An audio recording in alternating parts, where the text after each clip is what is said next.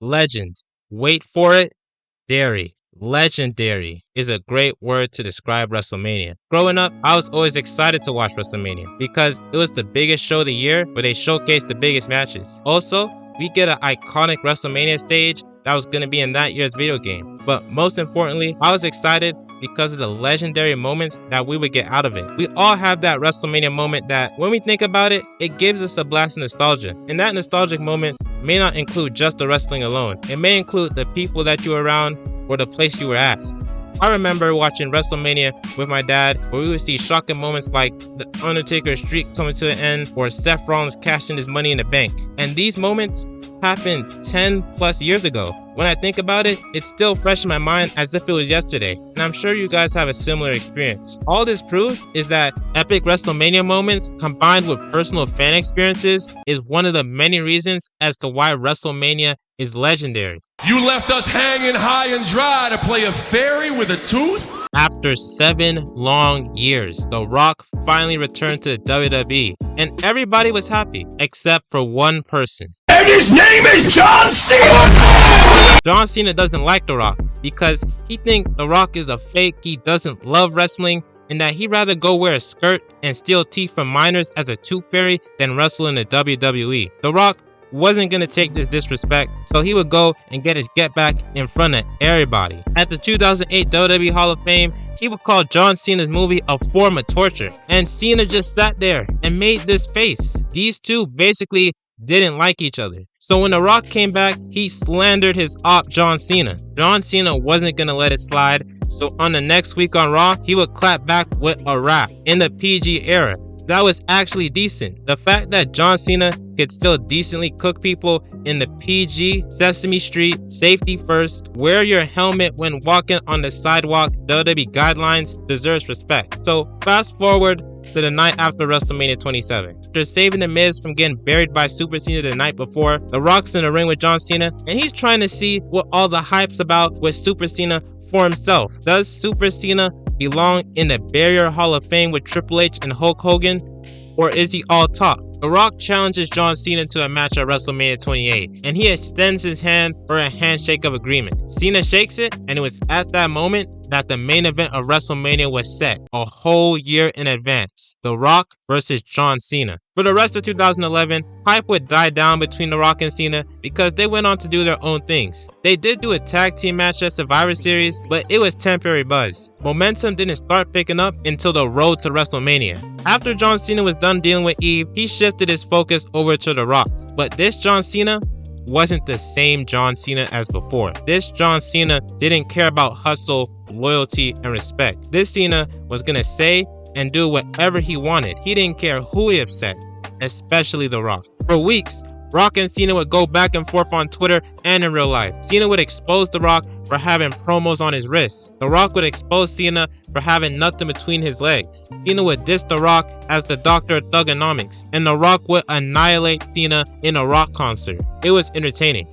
Then, the night finally came. WrestleMania 28. The match had a big fight feel to it. Usually, you'd have a good idea on who's gonna go over in big matches, but this one was a toss-up. It could go either way.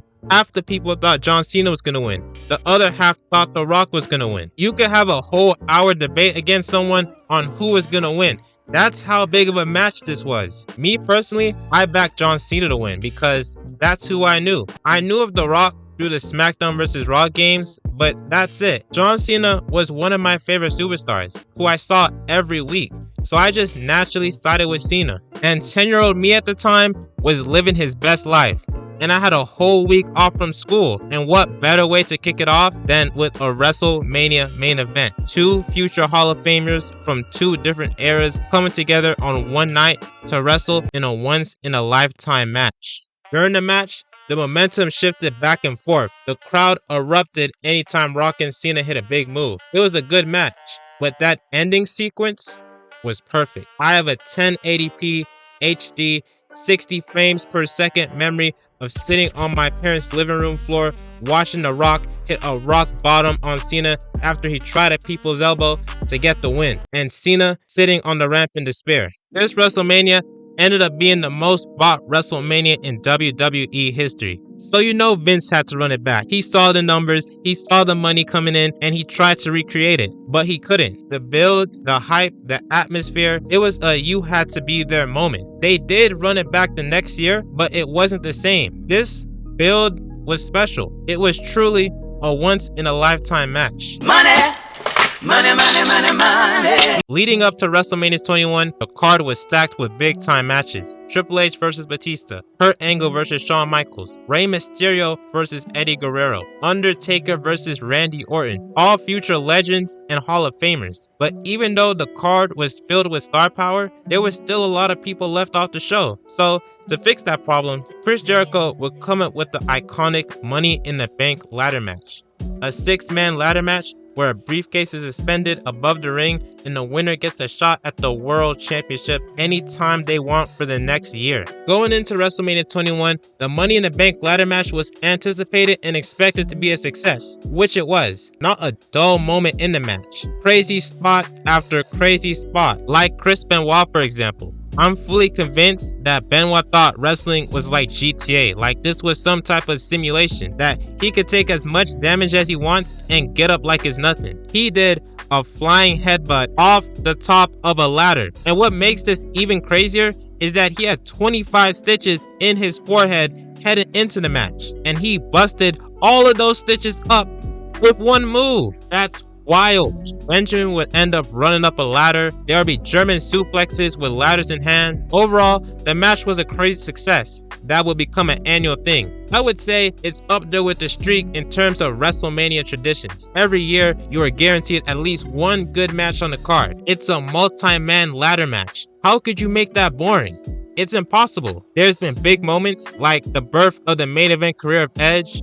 A 57-year-old man got suplexed off a ladder, a man's wife was held hostage, and there was the RVD win, which led to the iconic one-night stand WWE Championship match where John Cena had his coldest walkout ever. We got the if Cena wins, we riot, and the crowd was crazy. Like, bro in the front looks like he just got off a stressful day of work and is taking his anger out on John Cena. But in 2010, Money in the Bank would become its own pay-per-view, ending his WrestleMania run. But even after 14 years, there are still people who are hoping Money in the Bank returns to WrestleMania. But I don't think that's the best decision because Money in the Bank isn't what it was back in 2010. It's bigger. Cash-ins like Dolph Ziggler's and Seth Rollins has risen the stock of the Money in the Bank briefcase to new heights that putting it back on the WrestleMania card with downplayed significance. The Money in the Bank ladder match will most likely never return to WrestleMania, but at least we could look back at the past WrestleManias and remember the good times.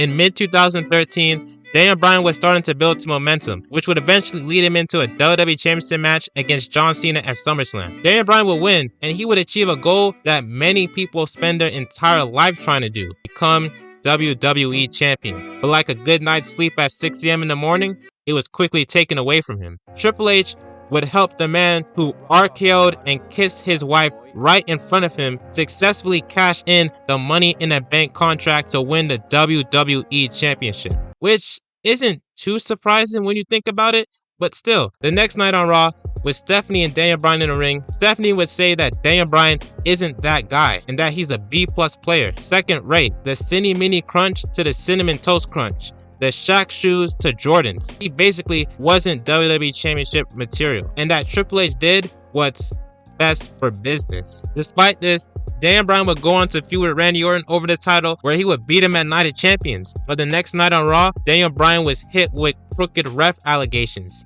that he couldn't beat, so he was stripped of the title. Daniel Bryan would fail to win the title back at the next pay-per-view because of interferences, ending his championship pursuits for now. Fast forward to the 2014 Royal Rumble match. The whole match, the WWE Universe was waiting for Daniel Bryan to come out. It's entrant number 30, the last chance for Bryan to come out. The countdown clock gets to 0, and out comes Rey Mysterio. The audience was about to crash out.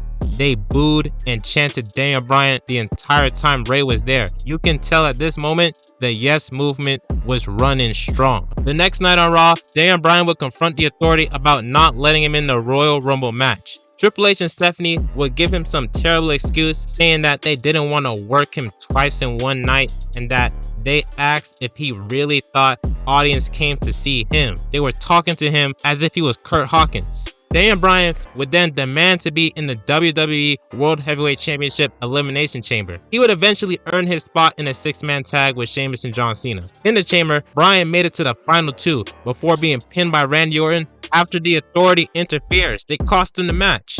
So fast forward to the March 10th, 2014 episode of Raw. Daniel Bryan occupies Raw with the members of the Yes Movement. The Authority calls out 2 security guards to handle the situation, but they don't want the smoke, and they realize they don't get paid enough to deal with this. So they turn right around to the anger of the Authority. Daniel Bryan was able to goad Triple H into a match at WrestleMania where if he wins, he gets added to the WWE Championship main event. Now is WrestleMania.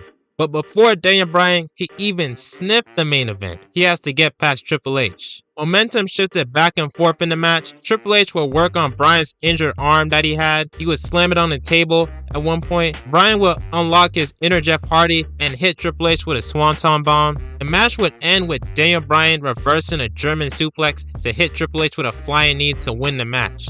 And now he's heading to the main event. Fast forward to the main event, Daniel Bryan comes out with a serious look on his face. He's got that LeBron James Game 6 of the 2012 Eastern Conference Finals look. That's how focused he is. The match starts off with really just Batista and Randy Orton. Bryan is really out of sight, out of mind in the beginning. So fast forward, Randy Orton suplexes Batista off the top turnbuckle. They're both on the ground at this point. But then Daniel Bryan comes out of nowhere and hits Randy Orton with a flying headbutt. Bryan locks in the yes lock. Randy's struggling. It looks like Bryan's about to win. But then out comes Triple H, Stephanie, and the crooked ref Scott Armstrong. Triple H, he's out here trying to cause broken dreams as he pulls out the ref and signals in for his crooked one. But that wouldn't work because Bryan would end up taking out the ref and then taking the Authority out too. At this point, Bryan's momentum is at an all-time high. He's low-key a 99 overall. All badges on Hall of Fame. Orton and Batista realize this, so they put their differences aside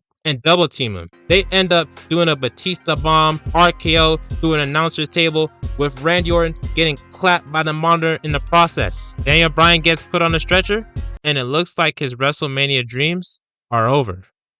But Bryan gets up, and Randy sees this and has that "you gotta be kidding me" look on his face. It's near the end of the match. The voices are getting to Randy. He's about to kick Batista's head off, and Batista's probably getting PTSD from 2008. He goes for it, but then Daniel Bryan comes flying out of nowhere with a high knee. Batista then pops up and tosses Bryan out and hits Orton with a Batista bomb and pins him with the wildest smile ever. Orton kicks out. Batista then hits Orton with another Batista bomb. Orton rolls out, but Daniel Bryan comes in and hits Batista with a flying knee. He locks Batista in the yes lock. Batista tries to fight it, but he can't, and he taps.